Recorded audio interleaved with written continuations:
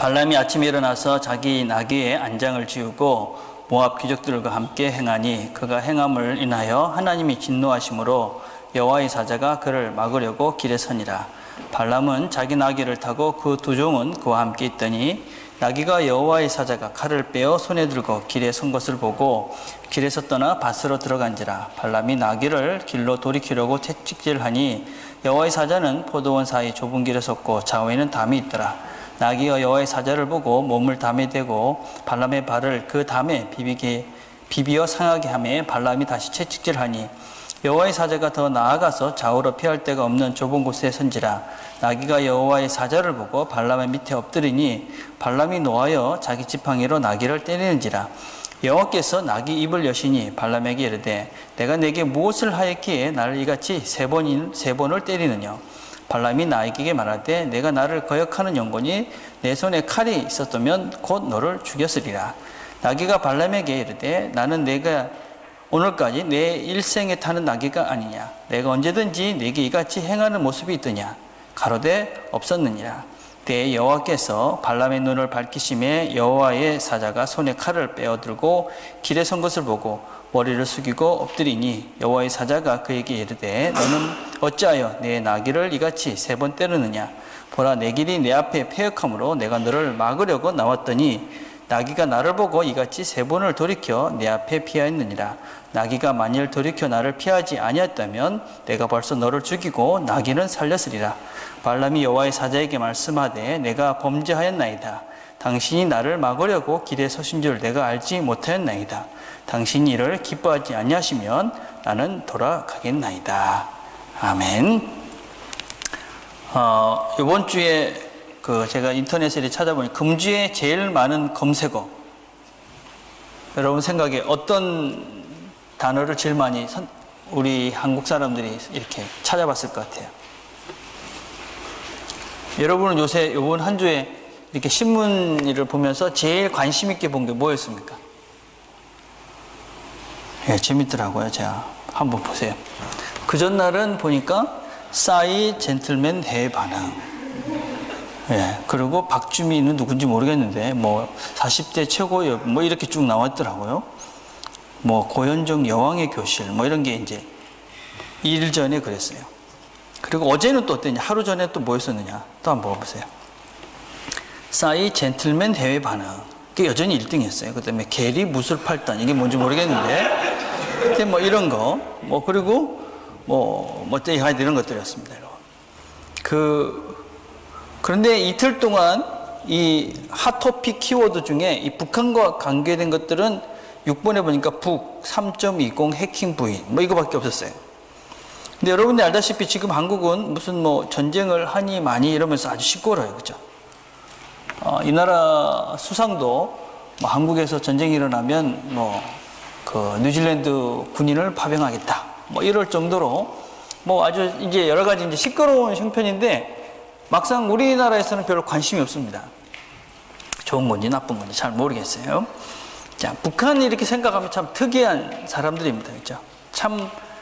제가 생각하기에 이제 한국 사람들이 북한 일을 생각하면 짜증이 좀 나는 것 같아요. 그죠? 쟤는 왜 저래? 이 정도 수준이죠. 그죠? 그래서 전쟁을 한다 어쩐다 그래도 별 관심도 없고, 너가 그냥 떠들어라. 우리는 이렇게 살겠다. 이런 수준이 지금 되어져 버렸습니다. 말도 잘 안 통하고, 뭔가 약속도 잘 안 지키고, 뭔가 통하지 않는 존재. 이게 이제 북한이 된 거예요. 그죠? 근데 이번 주에 저는 이제 성경을 이렇게 보면서 큐티를 하면서 비슷한 집단을 성경에서 발견했어요. 이번에 큐티를 하신 분들 일주일 동안 이렇게 보면 답답한 사람들이 거기 나오죠. 누굽니까? 바리새인들. 그죠? 이 유대인들 보면 참 답답합니다. 예수님께서 참 그렇게 진리를 그렇게 말씀했는데도 여전히 그냥 동문서답하고 있고 그냥 계속 시비만 겁니다. 그죠? 여러분들은 이런 말씀을 들으면 어떠는지 모르겠는데 저 같은 사람한테는 참 위로가 돼요. 예수님이 말씀해도 안 듣는 인간이 있구나. 내가 설교할 때 안 듣는 건 좀 당연하구나. 그런 거죠. 그죠? 엉뚱한 생각하고 있는 사람 봐도 그래, 예수님도 그랬는데 그러고 이제 이해를 하죠. 그죠? 예. 그런데 이 두 집단, 이 북한이라는 집단과 이 유대인들을 비교해 보면 비슷한 게 참 많아요. 무엇보다도 잘 안 들어요. 잘 안 들어요. 남한에서 너희들을 이렇게 도와서 너희들이 이렇게 잘 되도록 해주겠다 그렇게 얘기해도 이 북한에서는 뭐 안 들어요. 예수님이 아무리 진리를 얘기해도 안 들어요. 그리고 자기의 이익을 포기하잖아요. 뭔가 이 자기의 이익이라는 것이 어떤 그 전체가 아니라 그 개인들의 이익. 북한도 마찬가지예요. 북한도 지금 어떤 그 민족을 생각하는 것이 아니라 그 권력층의 일부의 권력들, 그것들을 포기하지 못하기 때문에 지금 말이 안 통하는 거죠. 그죠? 그 늘 시비를 걸어요. 어떻게 하든지 시비를 걸고 폭력을 사용해요. 비슷해요. 근데 차이점이 하나 있어요. 북한과 이 유대인들을 이렇게 한번 생각해 보면 그 차이점이 어떤 것이 있냐면 그 유대인들을 대하는 상대, 유대인들이 적으로 생각하는 그 대상이 달라요. 북한이 적으로 생각하는 건 남한이잖아요. 근데 유대인들이 적으로 생각하는 건 예수님이에요. 자, 근데 이 두 상대는 참 많이 다르다는 거예요. 그러니까 북한이 생각하는 남한은 북한을 어떻게 생각을 하냐면 어떻게 하는 것이 남한에게 유익할까, 우리한테 유익할까를 생각하고 판단하고 결정해요. 근데 예수님은 어떻느냐? 예수님은 그렇지가 않죠. 예. 여러분들이 아직까지는 이제 자식을 많이 안 키우면 자식을 키우면서 늘 이렇게 하는 말이 있어요. 어떤 말을 하냐면 잘못하면 네 다음 한 번만 더 그러면 절대로 용서하지 않아. 그런 말을 참 많이 하는데 제가 생각해도 우리 애를 키우면서 내가 수십 번을 해드리고 싶어요. 절대로 용서하지 않을 거야. 뭐 이러고 이제 협박을 하지만 다음에 또 잘못하면 절대로 용서하고 또 다시 협박을 합니다. 다음에 절대로 그러면 또 절대 용서하지 않아. 이러고 또 협박을 하고 그러면서 이제 계속 키워갑니다. 여러분들도 아마 그런 소리를 참 많이 듣고 여기까지 온 겁니다. 그죠? 왜 그게 절대로 다음부터는 용서하지 않아. 그렇게 얘기해도 용서할 수밖에 없느냐. 그 이유는 자식이기 때문에 그렇죠. 예. 예수님도 마찬가지입니다. 예수님도 이스라엘 사람들, 유대인들을 바라보면 정말 이 인간들 뭐 이런 인간이 있어. 그래서 절대 용서하고 싶지 않은데 용서할 수밖에 없는 이유가 유대인들은 자녀이기 때문에 그 하나님의 자녀이기 때문에 용서할 수밖에 없는 것이죠. 우리도 다 마찬가지죠. 우리도 가만히 하나님 앞에서 보십시오. 여러분 모습을 보면 늘 좀 잘못하죠. 우리가 아마 잘못한 것을 하나님이 그냥 즉각 벌을 줘서 우리가 벌을 받는다. 그러면 이 중에 아마 이 정상인 사람은 아무도 없을 거예요. 그죠? 눈으로 범죄한 거를 빼버려라. 그럼 눈은 우리가 다 장님이 됐을 것 같고, 그죠? 오른손이 범죄하는 걸 잘라버렸으면 다 오른손은 다 없는 사람이 됐을 거고, 갈 때 안 돼, 가지 말아야 될 때 다리를 잘라버렸으면 아마 여기서 이렇게 별로 없을 거예요. 그죠? 그런데도 하나님은 계속 우리를 용서하시면서 그리고 계속 말씀하세요. 예. 우리가 자녀들이 잘못하면 어떻게 하냐면 그래 너 잘못해 이러지 않고 계속 이야기를 하죠. 마찬가지로 하나님은 우리가 잘못된 길을 가면 잘못된 길을 가지 좀 마라. 그리고 협박도 하고 공갈도 치시고 막 이러면서 우리를 말씀하시죠. 오늘 읽은 이 이야기가 누구의 이야기냐? 바로 그런 우리같이 하나님이 원치 않는 길을 가고 있는 그런 사람에게 하나님께서 어떻게 말씀하고 계시는가 하는 것을 우리에게 보여주고 있어요. 그죠? 오늘 이야기가 어떤 이야기입니까? 오늘 좀 이상한 얘기예요. 그림을 하나 보면 저 그림을 보면 이 스토리의 전체적인 것들을 이해할 수 있는 거예요. 이제 그 발람이라는 선지자가 말을 타고 이렇게 가는데 말이야 당나귀를 타고 가는데 당나귀가 안 가고 이렇게 쓰러져 있습니다. 그죠? 그리고 근데 그 앞에는 천사가 이렇게 칼을 들고 딱 서 있고 그 다음에 이 발람 선지자는 나귀를 막 때리고 있는 거예요. 이게 이제 오늘 읽었던 이야기의 전체적인 그림이에요. 이 이야기의 배경은 어떻게 되는 것이냐면 이스라엘이라는 나라가 출애굽을 해가지고 이제 막 그 가나안을 향해서 가고 있는데 전쟁을 합니다. 전쟁을 해가지고 이 아몰이라는 족속을 다 멸망을 시킵니다. 근데 그 옆 동네에 누가 살았냐면 모압이라는 나라가 살았어요. 근데 모압 왕의 이름이 뭐냐면 발락이에요. 발람이 아니라 발락. 비슷하죠. 발락이라는 사람이 살았는데 들어보니까 겁이 나는 거예요. 야, 이거 이스라엘이 아모리 족속을 다 전멸했다니까 다음엔 우리 차례인데 우리도 망하는 거 아니야? 그게 겁이 나가지고 고민하다 어떤 생각을 했냐면 발람이라는 하나님의 선지자를 알게 된 거예요. 그래가지고 뇌물을 들고 발람한테 갑니다. 그래서 발람 선지자님, 당신이 이스라엘이라는 나라를 저주하면 우리가 이제 안 죽을 수 있으니까 이스라엘 나라를 저주해 주십시오. 그 부탁을 하러 갑니다. 근데 그러니까 이 발람 선지자가 그래도 선지자니까 하나님 기도합니다. 어떡할까요? 그러니까 야 인마 쓸데없는 소리 하지 마. 이스라엘은 내 백성인데 네가 저주하면 되겠나? 그러니까 그 얘기를 처음엔 듣고 안 됩니다. 그리고 그 발락에서 온 이 모압 사신을 보내보냅니다. 그 소식을 들었던 이 발락이라는 왕이 다시 뭐라고 또 사신을 보냈냐면 더 높은 사람을 보내면서 더 많은 재물과 더 많은 것들을 다 줄 테니까 제발 이스라엘 사람들을 저주해 주십시오. 그렇게 얘기합니다. 그러니까 처음에는 이 발람이 안 된다 그래 놓고 뭐라고 얘기하냐면 그렇지만 혹시 모르니까 한번 우리 집에서 한번 주무십시오.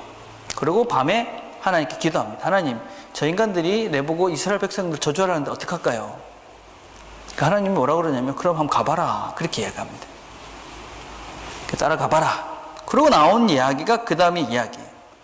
근데 보면 하나님이 한번 가봐라 그랬는데 하나님이 분노했다. 그렇게 이야기하고 있어요. 오늘 본문 한번 봅시다. 22절에 보니까 그가 감으로 말미암아 하나님이 진노하심으로 여호와의 사자가 그를 막으려고 길에 서더니. 그러니까 하나님이 가라 그랬는데 하나님이 진노해서 막았다. 이렇게 이야기했어요. 뭔가 많이 안 맞는 것 같잖아요. 그죠? 왜 그랬을까? 두 가지라고 생각해요. 첫째는 하나님이 가라고 그랬을 때 어떤 전제 조건을 다냐면 내가 가서 말한 거, 시킨 것만 말해라. 그랬는데 아마 그런 생각을 안 가지고 가겠죠. 그죠? 그럼 생각을 해서 뇌물을 받고 가는 이유가 뭐냐면 이스라엘을 저주하기 위해서 가는데 그 마음에는 나는 이스라엘을 저주해야 되겠다. 이런 마음으로 가는 거잖아요. 예. 그리고 또 하나는 하나님이 이 발람을 훈련시키고 있는 것이죠. 그렇죠? 발람을 훈련시키고 있어요. 자, 그래가지고 갑니다. 자, 가는데 이제 이 발람이 그 앞에 좀 아까 봤던 그 그림의 현장을 만나는 것입니다. 이 발람을 보면서 느끼는 것이 무엇이냐면 우리가 생각해 볼 게 뭐냐면 하나님은 우리가 어떤 면에서는 하지 말아야 될 것들을 다 막으실 수 있습니다. 근데 하나님은 우리가 하고 싶은 거를 다 막지는 않습니다. 이해가 되십니까, 여러분? 여러분 부모님들하고 이렇게 이야기를 하다 보면 그런 거 느끼잖아요. 여러분들이 부모님에게 뭐 막 달라고 그러면 어때요? 주면 안 되지만 줄 때가 있죠. 주실 때가 있어요. 여러분들이 아마 내 생각에 자라오면서 여러분들이 부모님이 하지 말라는 건 다 안 하고 하라는 건 다 했을 리는 별로 없어요. 그죠? 그냥 내 고집대로 이렇게 살아왔어요. 그죠? 근데 부모님은 또 그렇게 놔뒀어요. 놔둘 수밖에 없었어요. 왜냐면 그 아이의 인생이기 때문에 그래요. 우리가 하나님과의 관계를 조금 오해를 하면 어떤 오해를 하냐면은 하나님은 우리를 무슨 로봇으로 만들어가지고 하나님이 원하시는 대로 내가 다 이렇게 한다고 생각을 해요. 근데 그렇지 않습니다. 하나님은 우리에게 자유의지를 주셔서 우리가 하는 것을 놔두십니다. 그러다 죽기도 합니다, 여러분. 무슨 얘기냐면 우리가 종종 우리 마음대로 막 살잖아요. 그죠? 그러다가 성경 중에는 어떤 성경의 인물들 중에는 그렇게 하다가 죽는 인간들도 있어요. 성경에는 어떤 면에서는 여러분 잘 보면 이런 흐름들이 있어요. 하나님의 뜻대로 살지 않았다가 죽은 인간들이 참 많습니다. 하나님의 뜻대로 살지 않았다. 예를 들자면 아담과 하와부터 시작해서 아담과 하와가 어떻게 했습니까? 하나님의 뜻대로 안 살다가 결국 죽은 거잖아요. 그죠? 아간이라는 사람도 있었어요. 아씨가 별로 안 좋은 것 같은데 아간이라는 사람도 하나님 하지 말라는 짓을 하다가 죽었어요. 아나니와 삽비라는 사람도 있었어요. 신약의 사람인데 그 사람도 역시 성령을 거짓말을 하다가 죽었어요. 하나님의 뜻이 분명히 여기라고 알고 있음에도 불구하고 자기 마음대로 하다가 죽었어요. 근데 이게 성경의 인물뿐만 그러느냐? 우리 역사에도 참 많은 사람들이 있어요. 요즘에 있는 사람들 이야기도 그래요. 그죠? 여러분 생각을 해보세요. 신문에 나는 많은 좀 안 좋은 사람들의 이야기들. 어떨까요, 그 사람들? 그 사람들은 그건 나쁜 짓이라고 모르고 할까요? 어떠세요, 여러분? 아이들을 막 괴롭혀가지고 뭐 자살하게 만드는 아이들. 무슨 어린 아이들을 막 추접하게 막 성추행하는 어른들. 그렇죠? 사람을 그냥 가서 죽이는 사람들. 뭐 도둑질하는 사람들. 이런 사람들이 그것이 나쁜 짓인지 모르고 할까요? 다 알죠, 그죠? 또 알면서도 그 짓을 하죠, 그죠? 그리고 망하죠. 자, 이거는 과연 성경과 다른 사람들의 이야기만일까요? 우리는 어때요, 우리는? 예. 우리도 여전히 보면 하나님이 원치 않는 길을 가고 있으면서도 그냥 계속 가죠. 어떻습니까? 여러분은 하나님 원치 않는 길 안 갑니까? 가죠. 그것은 사람과의 관계일 수도 있고, 또 여러분의 잘못된 습관일 수도 있고, 또 여러분들이 가지고 있는 재정이나 어떤 시간이나 이런 것들의 사용의 문제일 수도 있고, 또 사람을 대하는 태도일 수도 있고, 영적인 생활일 수도 있죠. 분명히 이건 잘못된 것이고 이렇게 하면 안 되는 것임을 알면서도 계속 가죠. 어떻게 됩니까? 끝까지 가면 죽는 거죠. 죽는 거. 네. 여러분, 죽는다는 것은 우리의 뭐 숨이 이렇게 다 끊어서 죽을 수도 있지만 많은 것에서 죽음이 있죠. 관계에서 단절로 죽기도 하고, 여러분의 물질에 잘못 써서 물질이 죽는 것이죠. 그런 것들이 다. 그죠? 인생이 죽는 것이죠. 관계가 죽고. 자, 여러분, 그런 하나님께서 원치 않는, 그리고 기대하지 않는, 그리고 내가 자신이 생각해도 이건 틀린 거야 라는 것을 끝까지 가서 잘된 경우는 없죠. 여러분 얼마 안 살았지만 여러분 살아본 인생을 한번 생각해 보세요. 그건 하나님 원치 않는 거야, 분명히. 근데 그걸 계속 가가지고, 야, 하나님 원치 않는 길, 사람들이 정말 하지 말라는 짓, 부모님이 하지 말라는 짓을 해서 내가 성공했어. 그런 친구는 다 없을 거예요. 그죠? 결국 그렇게 되면 다 후회하고 그 시간이 죽은 것이죠. 그리고 나중에 가서는, 결국에 가서는 내가 왜 그랬지, 엄마 말 잘 들을 걸, 그러다가 어떤 때는 왜 그때 얘기하지 않았어요, 뭐 이러면서 쓸데없는 소리를 하죠. 그죠? 예. 여러분, 말씀을 잘 듣게. 근데 하나님은 어떠시냐? 하나님은 끝까지 이야기를 하시는 거예요. 이게 참 중요해요, 여러분. 여러분, 하나님을 믿는 우리가 어떤 축복을 받는 것이냐면, 하나님을 모르면 그냥 죽음의 길로 막 가는데 그냥 누가 와게 모르고 그냥 가는 거예요. 그죠? 근데 하나님을 믿는 우리는 하나님께서 우리가 그 잘못된 길을 가고 있다는 것을 늘 수시로 여러 가지 통로를 통해서 말씀하시는 거죠. 자, 오늘 이야기를 다시 한번 봅시다. 민수기 22장 23절에 보니까, 나귀가 여호와의 사자가 칼을 빼어 손에 들고 길에 선 것을 보고. 여러분, 당나귀가 보고 그 길을 가지 않도록 하나님께서 당나귀에게 보이신 것이죠. 여러분, 저 근데 이런 생각을 해봤어요. 과연 당나귀에만 볼 수 있었을까? 무슨 얘기입니까, 여러분? 아마 내 생각에는 발람이 정신을 차리고 봤으면 그 사자가 칼을 들고 있는 걸 봤을 거예요. 그죠? 예. 그런데 당나귀가 보니까 칼을 들고 있으니까 못 가는 거 아닙니까? 그죠? 근데 그걸 못 보고 이 발람은 계속 당나귀에게 채찍질을 합니다. 그러니까 하나님께서 당나귀의 입을 여십니다. 여러분, 이거 참 통쾌한 거예요. 저는 개를 키웠잖아요. 우리 이제 더니던에서 강아지를 키웠는데 그런 생각을 한 번씩 해요. 야, 네가 말을 하면 참 좋겠다. 왜냐면 밤에 막 짖는 거야, 자는데. 시끄럽다. 야, 임마 좀 시끄러워. 조용히 해. 막 뭐라 그러잖아요. 근데 조금 생각해 보면 지 엄청 억울할 수도 있어요.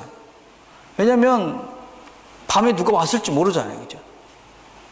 도둑놈이 와가지고 막 짖었는데 우리 모르니까, 야, 임마 니 밤에 왜 그래 시끄러워. 그러면 막 뭐라 하는 거 아니에요. 그죠?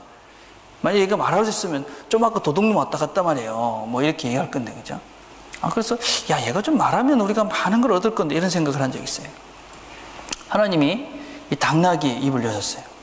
그리고 뭐라고 얘기했냐면, 재밌는 이야기예요. 여호와께서 나귀 입을 여시니 발람에게 이르시되 내가 당신에게 무엇을 하였기에 나를 이같이 3번을 때리니냐. 발람이 나귀에게 말하되 내가 나를 거역하기 때문이니 내 손에 칼이 있었다면 곧 너를 죽였으리라. 나귀가 30절을 잘 보십시오. 발람에게 이르되 나는 당신이 오늘까지 당신의 일생 동안 탄 나귀가 아니냐. 내가 언제 당신에게 이같이 하는 버릇이 있었더냐. 그가 말하되 없었느니라. 여러분, 이 발람이라는 사람이 얼마나 어리석었는지 이해가 되십니까? 평생 자기와 같이 하면서 한 번도 그런 적을 한 적이 없는 이 당나귀가 자기를 거역하고 안 가는 것입니다. 그러면 얘가 왜 그러지? 하고 생각을 해봐야 되는데 그런 생각은 전혀 안 하고 그냥 당나귀만 두드려 패는 겁니다. 예.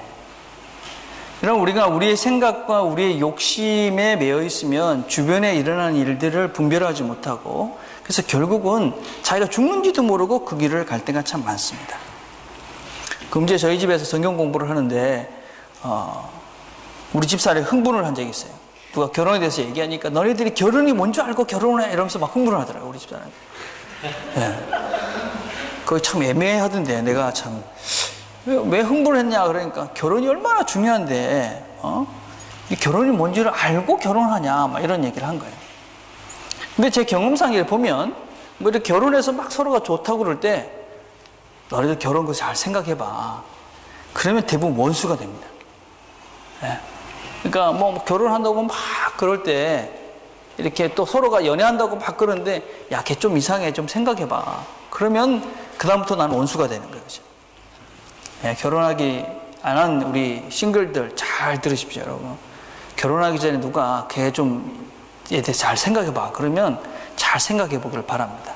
원수 될 줄 알고 한 얘기예요. 그러니까. 예. 여러분, 정말 어떤 면에서는 좋은 사람이고 좋은 친구일 가능성이 참 많습니다. 그런 이야기를 해주는 사람. 예. 당나귀, 평생 같이 했던 당나귀가 왜 갈 길을 멈추고 그렇게 했냐. 생각을 해봐야 돼. 왜 그랬을까? 하나님이 당나귀를 통해서 발람에게 말씀하시는 것이죠. 여러분, 여러분에게도 저는 당나귀가 있다고 생각해요. 당나귀. 여러분의 당나귀가 누굴 것 같습니까? 여러분의 당나귀. 여러분이 가고 있는 인생길에서 정말 가면 안 될 것 같은 이 길에 이렇게 서서 하나님을 대신해서 이야기하고 있는 사람. 한번 생각을 해보십시오. 나한테는 누가 당나귀일까?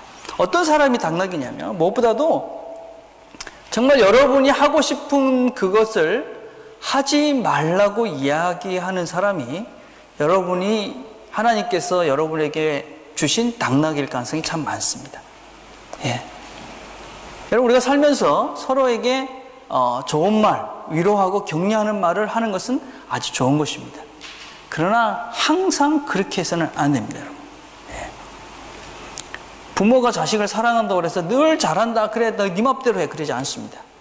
잘못할 때는 잘못했다고 지적을 합니다. 그러나 우리가 먼저 또 명심해야 될 것이 무엇이냐면 우리가 상대방에게 힘든 말을 하기 전에 두 가지를 고려해 봐야 됩니다.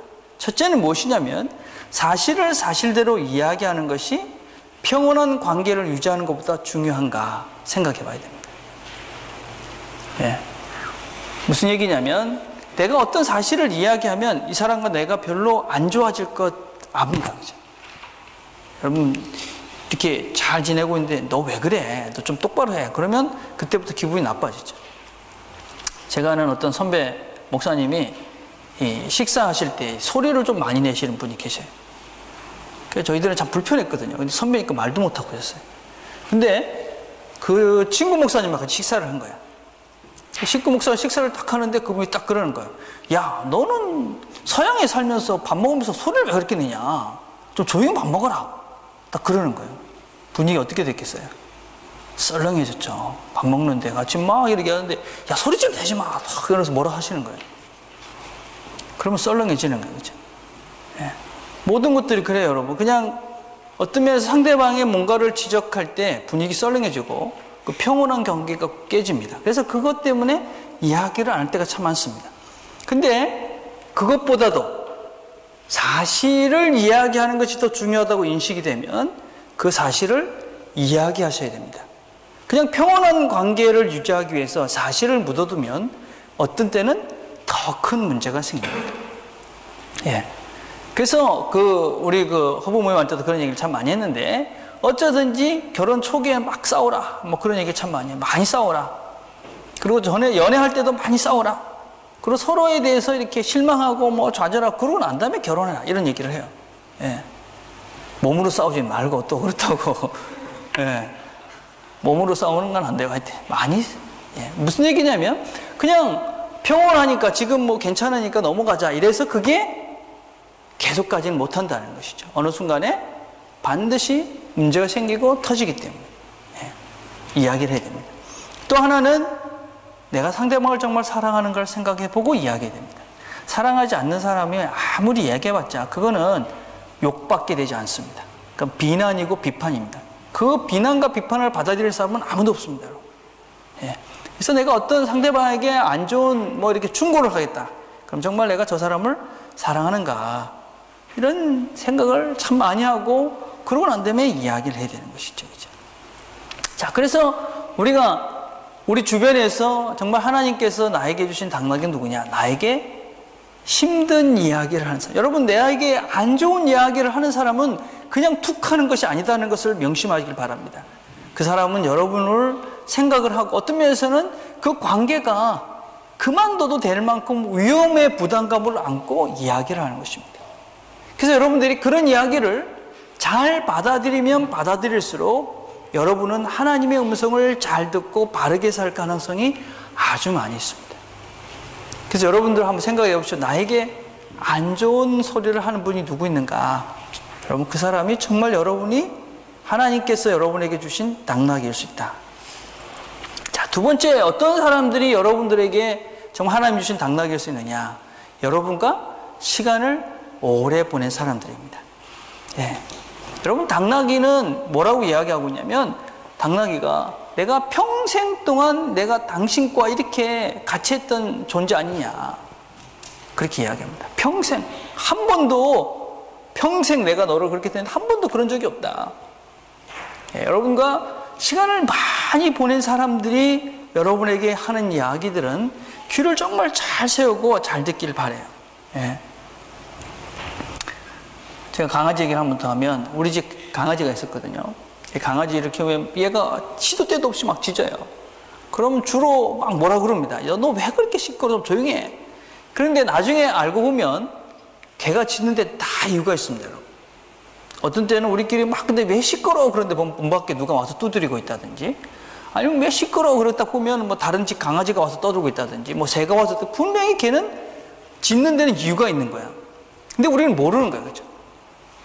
근데 집에 있는 여러분, 개도 짖는 데는 이유가 있어요. 그런데 여러분과 계속 오랫동안 같이 살고 또 같이 지냈던 사람들이 여러분에 대해서 어떤 잘못을 지적한다면 충분한 이유가 있고 분명한 이유가 있는 것입니다. 그 소리에 여러분이 귀를 기울이지 않고 그 소리를 무시하고 살면 여러분 결코 행복할 수가 없습니다. 그래서 결혼한 사람들은 배우자의 말에 정말 귀를 잘 기울이는 훈련을 하십시오. 배우자의 말이 하나님의 음성일 가능성이 아주 많이 있습니다. 물론 다는 아니지만. 예. 또 여러분의 친구들이 오랜 친구가 있다면 그 친구가 하는 소리 귀를 잘 기울이길 바랍니다. 그래서 여러분들이 그런 친구도 만드셔야 됩니다. 평생 같이 할 친구, 나에게 쓴소리를 해줄 수 있는 친구, 나에게 쓴소리를 해도 내가 그렇구나, 저 친구 말이니까 내가 맞아, 이렇게 들을 수 있는 친구가 있어야 됩니다. 저는 저에게 그런 친구들이 몇 있어요. 그 친구들은 냉정하게 얘기합니다. 어떤 때 설교 이렇게 하고도 설교가 왜 그래? 뭐 이렇게 잔소리도 하고. 네. 근데 그런 친구들 얘기 들으면 속이 별로 안 상합니다. 다른 사람이 내가 설교에 뭐라 그러면 저기 지가 뭘 한다고 이렇게 내가 시비를 거는데, 근데 그 친구들은 그렇지 않아요. 여러분, 그런 친구들이 있으셔야 됩니다. 여러분에게도 생각을 해보십시오. 없으면 만드시길 바라요. 내에게 어떤 정말 평생을 같이 하면서 나에게 쓴소리를 하고 안 좋은 것을 지적해도 이 친구는 나를 사랑하기 때문에 이 말엔 충분한 가치가 있어. 그런 친구. 배우자. 예. 그럼 배우자는 여러분, 나잖아요, 나. 이 배우자의 소리를 안 듣는 것만큼 머리 썩은 사람은 없어요. 그죠? 그리고 배우자는 서로에게 잘해야 되죠. 그죠? 물론 말을 잘해야 되겠지만, 서로에게 이야기할 수 있는 사람이 돼야 돼요. 서로에게. 안 좋은 것들을. 그죠? 예. 자, 그래서 여러분 평생 같이 하고, 어떤 면에서는 오랜 시간 같이 했던 사람이 여러분에게 하는 그 말. 그거는 여러분에게 보내주신 하나님의 당락이다. 예. 자, 세 번째는 누가 하나님께서 우리에게 보내주신 당락이냐? 저는 우리 자신이라고 생각해요. 우리 자신. 여러분 자신이 사실은 하나님께서 여러분 속에 보내주신 하나님의 당락일 가능성이 참 많아요. 무슨 얘기냐면, 어떤 면에서는 내가 가고 있는 길을 제일 잘하는 존재가 누굽니까? 나죠? 그렇잖아요. 그죠? 다른 사람은 그냥 바깥에 드러나는 것밖에 몰라요. 그렇지만 나는 압니다. 왜 가는지, 어디로 가는지, 어디를 가려 하는지, 또 이것을 어떤 목적으로 가는지, 이런 모든 생각을 나는 잘 합니다. 그죠? 자, 그래서 나는 아는데, 근데 내가 가는 길을 생각하지 않고 그냥 사는 존재들이 참 많습니다. 그냥 사는 거야, 그냥. 왜 사는지도 모르고, 왜 가는지도 모르고. 그러니까 자기도 모르니까 뭐가 옳은지 그른지도 모르고 그냥 사는 것입니다, 여러분. 그렇죠? 요즘 제가 우리 집에서 이제 이 부두까지 이렇게 페리 타는 데까지 걸어 다닙니다. 왔다 갔다 하는데 한 40분, 45분밖에 안 걸려요.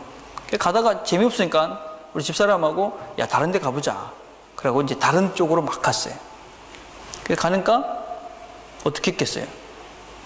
모르고 간 길이니까 계속 엉뚱한 데를 계속 헤매는 거예요. 그거 얼마 넘지 않아요. 여러분, 우리 집에서 아버지 사람 알겠지만, 그죠? 그렇게 멀지도 않고, 다 고만해요. 그런데도, 고기를 가는데도 잘 모르고 그냥 생각 없이 막 가니까, 들어갔던 길 또 나오고, 더운데, 햇빛 뜨는데, 뜨거운데 또 갔다 나오고, 그리고 나린 결론이, 모르는 길은 안 가는 게 좋겠다. 그리고 이제 돌아왔어요. 여러분, 그 짧은 한두 시간에 가는 그 길도 생각 없이 그냥 가면 후회합니다. 근데 여러분의 인생길, 이 긴 길을 가는데 아무런 생각 없이, 계획 없이 그냥 내가 가고 있는 길을 돌아보지 않고 가게 되면, 그러면 결국은 그냥 후회로 인생을 마치는 거예요. 우리 성경 공부할 때 제가 어떤 얘기를 했냐면, 여러분들 중에 나보다 빨리 갈 사람도 있습니다. 빨리 죽을 사람도 있다. 그러니까 충격을 받는 것 같더라고요. 그러면서 당연히 아닌 것 같이, 목사님이 오래 사실 거기 때문에 그렇게 얘기한 친구가 있었어요. 여러분 다 그렇게 반응하더라고. 내보다 빨리 갈 친구도 있어. 그러니까 목사님이 오래 사실 거기 때문에 우리가 그렇게 얘기하더라고요. 내가 오늘도 무덤을 여기 가봤어요. 여러분 여기 무덤에 꼭 한 번씩 가보시기 바라요. 무덤에를 가보면 재밌어요. 제가 이렇게 한 번씩 이렇게 가는데, 여기에 가다 보면 제일 많은 게 70, 80, 140 좀 많아요.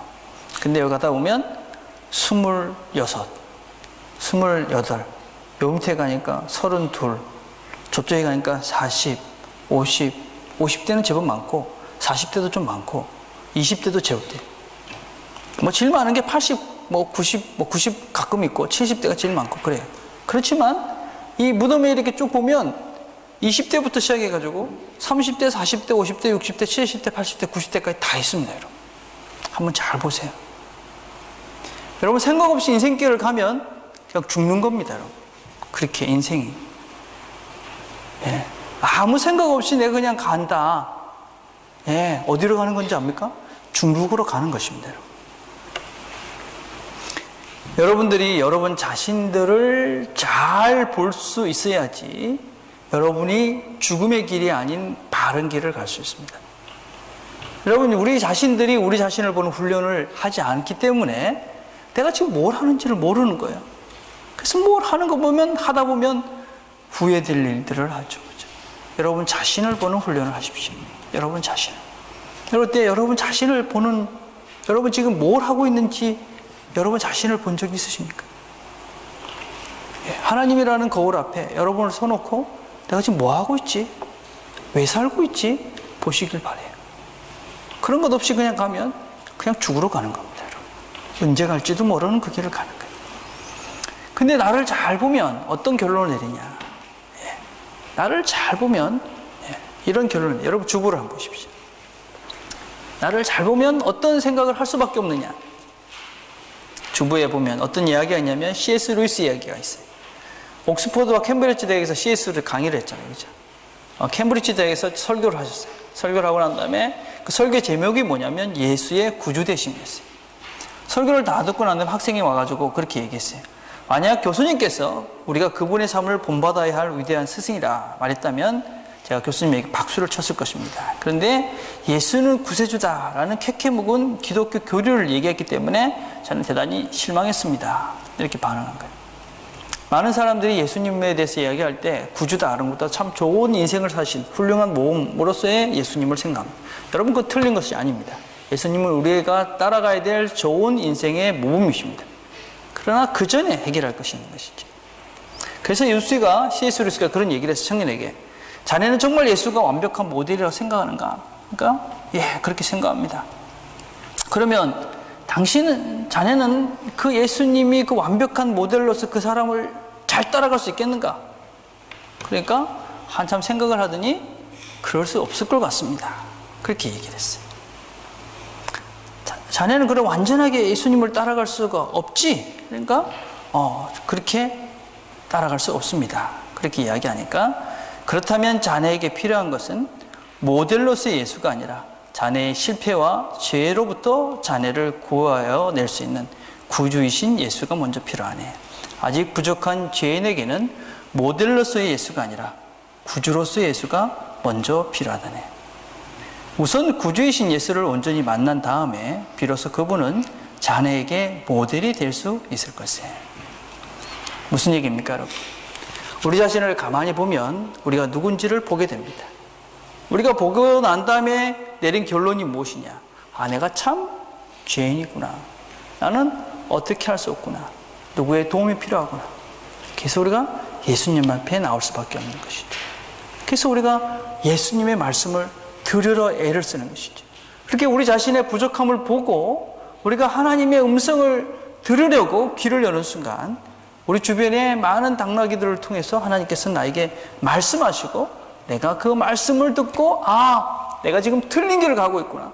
내가 어떻게 가야 되겠구나 하는 것들을 방향을 잡을 수가 있는 것이지. 여러분 하나님 말씀을 들으면 어떻게 됩니까? 하나님 말씀을 들으면 순종해야 됩니다. 하나님 말씀을 듣고 순종하지 않는다. 그러면 잘하지 않습니다. 왜 내가 변화가 없는가?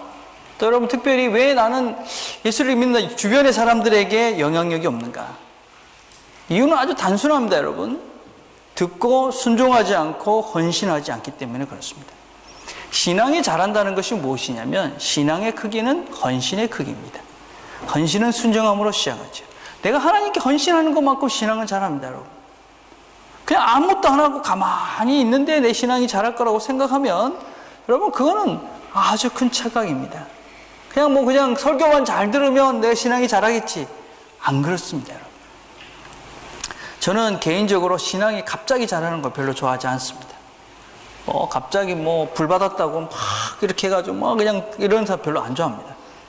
그런데 상대적으로 어제나 오늘이나 똑같은 사람은 더 걱정스럽습니다.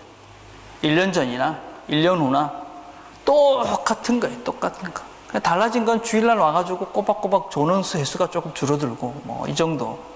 이렇게 돼가지고는 문제가 더 심각한 것이지. 교회의 문제거리가 누구냐면 성장하지 않는 것이지. 성장하지 않는. 늘 애기밖에 없는 거예요. 애기. 여러분 진율이 한번 보십시오. 진율이. 1년밖에 안 되는데 얼마나 자랐어요. 일주일 전만 해도 못 걸었는데 한 2발자국밖에 못 걸었는데 일주일 지나니까 지금은 막 혼자 걸어 다니더라고요. 정상적인 존재는 잘합니다. 모든 것이. 만약 여러분이 1년 전이나 지금이나 난 별로 잘한 것이 없어. 뭔가 문제가 있는 심각한 병에 걸린 것이지. 그걸 고쳐야 됩니다. 무슨 병에 걸린 것이냐? 헌신치 않고 순종치 않는 병에 걸린 것입니다. 여러분 자신에 대해서 뭔가 내가 하나님께 헌신한 뚜렷한 증거가 없으면 나는 안 자랍니다. 여러분. 안 자라. 여러분 근데 우리가 또 명심할 것이 있습니다. 우리는 어떤 두려움이 늘 있냐면 내가 하나님께 뭔가 이렇게 헌신하고 뭔가 이렇게 순종하면 손해를 볼 것 같다는 생각이 듭니다. 예. 그렇잖아요, 우리가. 아주 쉬운 예를 한번 들어봅시다. 우리가 만약에 뭐 헌금을 한다, 11조를 한다. 그럼 11조를 갖다 놓으니까 손해잖아요. 얼마나 큰 손해예요, 실제적으로. 손해잖아요, 그죠? 그럼 내 인생이 어떻게, 그거 없이 내가 어떻게 살까? 이런 걱정을 하는 거죠. 근데 과연 그럴까? 하는 거예요. 아침 시간이 좀 일찍 일어나가지고 큐티를 하려고 일찍 일어나요. 그러면 잠을 설치고 일어나야 되잖아요. 그러면 어때요? 피곤하죠. 하루 종일 내가 이 직장생활 잘 할 수 있을까? 이런 걱정으로 그냥 아유, 내일부터 하지 뭐 이러고 자죠. 그죠? 근데 그럴까? 그림을 한번 보실래요? 제가 참 좋아하는 거예요. 자, 우리는 하나님께서 우리의 삶에 들어와서 우리의 삶을 이렇게 간섭하시기를 원하세요. 그래서 우리의 마음을 늘 두드리시죠. 말씀을 통해서 너 좀 이렇게 좀 해 이러고 두드리는데, 우리는 방구석에 이렇게 툭 처박혀가지고 예수님이 내 삶에 들어와가지고 그러면은 나를 엄청 괴롭게 하실 거야. 그래, 문을 안 열어주는 겁니다. 그래가지고 불도 꺼진 저 캄캄한데, 그렇지만 행복하느냐? 안 행복하죠. 여러분, 예수님이 없이 그냥 내 마음대로 막 사는 인생이 그렇지 않아요? 늘 뭔가 찝찝하고 뭔가 이 자신감이 없고 막 그런 상태잖아요. 그죠? 그럼 어떤 걱정을 하기 때문에, 그러면서도 문을 안 여는 거예요. 예수님께 내 삶을 열어놓으면 결국 나는 예수님에게 끌려다니면서 심각한 힘든 삶을 살 거야. 그런 걱정 때문에 헌신하지도 못하고 문도 열지 못합니다. 그러나 여러분, 문을 열면 어떻게 되느냐? 자, 하나님은 우리의 삶에 도둑질하러 오시는 것이 아니라, 하나님께서, 예수님께서 우리에게 주시고자 하는 것이 무엇이냐? 우리의 삶에 들어오셔서 간섭하기 시작하면 우리의 삶에는 사랑이 풍성해지고, 온유가 풍성해지고, 인내가 풍성해지고, 평화가 풍성해지고, 절제가 풍성해지고, 모든 것들이 풍성해지는 거예요. 그러니까 우리 인생이, 우리가 살고 있는 이 우리 인생의 집이 달라지는 것입니다. 그러면 해피해지는 것이 정말 진정한 행복한 삶, 정말 하나님께서 원하시는 성령이 충만한 삶을 사는 것이지. 여러분의 마음문을 열고 하나님 말씀을 듣고 순종하고 헌신하느냐 안 하느냐, 그것이 바로 내 인생의 어떤 결과, 어떤 열매를 맺고 사느냐가 결정이 되는 것이지. 주님께서는 여러분에게, 여러분 주변의 당나귀들을 통해서 많이 말씀하십니다. 순간순간 예배 시간에 말씀을 통해서 말씀하십니다. 그 말씀을 듣고 여러분의 마음을 두드리는 것이 있으면 용기를 내서 실천을 하시고 순종을 해보시길 바랍니다. 그럼 여러분이 변해질 것이고, 여러분이 변하는 것은 여러분 주변을 변화시키는 것이고, 여러분이 평화롭게, 사랑이 충만하게, 행복하게, 기쁘게 그렇게 살아야 여러분의 영향력들이 주변을 풍성하게 하는 것이고 행복하게 하는 것인지. 여러분의 어둡던 인생, 칙칙한 인생, 예수님 없이 그냥 사는 그 인생 가운데 하나님이 간섭하시기를 원하시고 마음의 문을 열기를 원하시고 그 안에 들어가시기를 원하시는 주께서 여러분에게 말씀하십니다. 그 말씀을 듣고 순종하길 바랍니다. 여러분 인생의 새로운 풍성한 것들을 여러분들이 경험할 수 있게 될 것입니다. 기도하겠습니다. 하나님 아버지, 참 감사합니다. 오늘도 우리가 하나님의 말씀을 들었습니다. 우리 각자에게 주신 말씀들이 있습니다. 어떤 면에서는 발람과 같이 어리석은 길을 가고 있는 내가 멈추어 서야 할 것들을 말씀해 주셨습니다. 나에게 또 헌신하라고 말씀하신 말씀을 들었습니다. 포기해야 될 것들을 포기하라고 말씀하셨습니다. 또 이제는 더 이상 하나님께서 원치 않는 마음으로 다가가지 말라고 이야기하셨습니다. 하나님, 우리 각자에게 말씀하신 것들 우리가 듣고 순종할 수 있는 용기들과 믿음을 주옵소서. 그래서 하나님, 우리의 삶에 하나님께서 나를 간섭하심으로 내 삶이 하나님 때문에 풍성한 것들을 누리고, 그래서 우리 삶 속에 진정한 하나님과 함께함으로 누리는 기쁨들을 누리며 살아가는, 그래서 우리의 삶을 통해 주변을 환하고 아름답고 행복하게 만들어가는 우리 모든 식구들 되도록 하나님 축복해 주옵소서. 예수님의 이름으로 기도드립니다. 아멘.